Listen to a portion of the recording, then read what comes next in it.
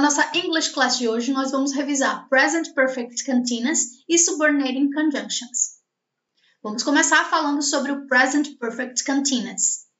Para início de conversa, a gente tem que entender em que situação que eu vou precisar utilizar o meu Present Perfect Continuous. Bem, ele geralmente é usado para falar sobre eventos que iniciaram no passado e que continuam até o momento presente.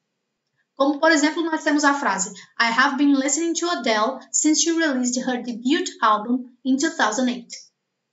No que diz respeito à estrutura, para a gente formar a forma afirmativa, nós vamos precisar dos seguintes elementos. Subject plus have or has plus been plus verb with ing. No finalzinho do verbo, você vai acrescentar o ing. Para a forma negativa, nós vamos usar subject plus have or has plus not plus been plus verb with ing. E para a forma interrogativa, como nós já conhecemos, na forma interrogativa a gente vai precisar fazer a inversão. Ou seja, o have e o has, que estavam na segunda posição logo após o sujeito, agora vão para o início da frase. Sendo assim, nós temos have or has plus subject plus been plus verb with ing. Bem, os tipos de verbos que geralmente são utilizados com Present Perfect Continuous são os Dynamic Verbs, ou seja, aqueles verbos que descrevem uma ação. Em geral, o Present Perfect Continuous não se utiliza dos Stative Verbs, os verbos que vão descrever um estado.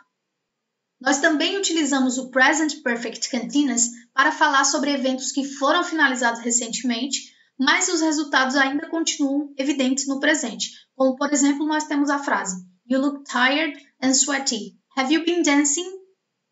Finalizamos então o Present Perfect Continuous e agora a gente vai falar um pouquinho sobre Subordinating Conjunctions.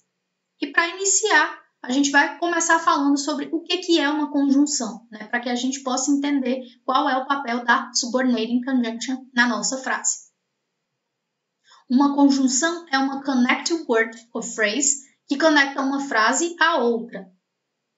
Uma subordinating conjunction é uma connecting word ou phrase que apresenta uma dependent clause e a une a uma main clause, que também pode ser chamada de independent clause. Subordinating conjunctions podem ser encontradas em frases constituídas por duas clauses, uma independent, ou ainda main clause, que eu posso chamar de ambas as formas, e uma dependent clause. Essas subordinating conjunctions devem vir no início de uma dependent clause. As subordinating conjunctions também podem ser chamadas de subordinators, e elas ajudam a dar sentido a uma frase ao unir essas duas ideias. Os principais tipos de subordinating conjunctions que nós temos são time, concession, comparison, cause, condition and place. Na maioria das frases, enquanto a subordinating conjunction preceder uma dependent clause, a ordem das clauses não importa. E o que são essas dependent e essas independent clauses?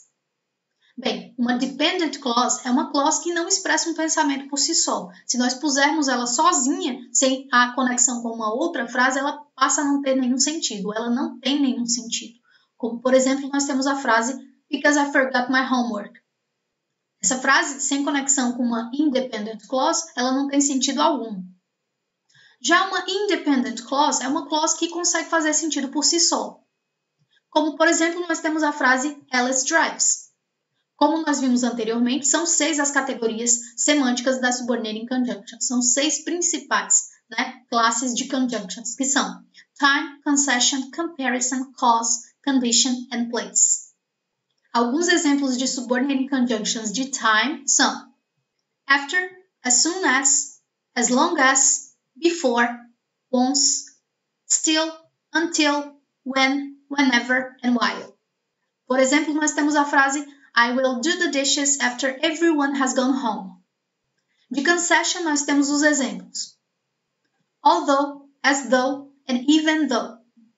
De comparison, nós temos just as, though, whereas, in contrast to, and while. Ellen blogged about the results of the political meeting, in contrast to her arch-enemy who merely blogged. De cause, nós temos as, because, in order that, since, and so that. Grant dreamed about cheese because he had eaten so much of it the night before. De condition, nós temos even if, if, in case, provided that, and unless. If he's going to be there, I'm not going to the party. E de place nós temos where, wherever, and whereas. I will place my conjunction in the sentence wherever I please. Só para finalizar, é necessário que vocês entendam que em um discurso informal, though é usado no lugar de although ou even though.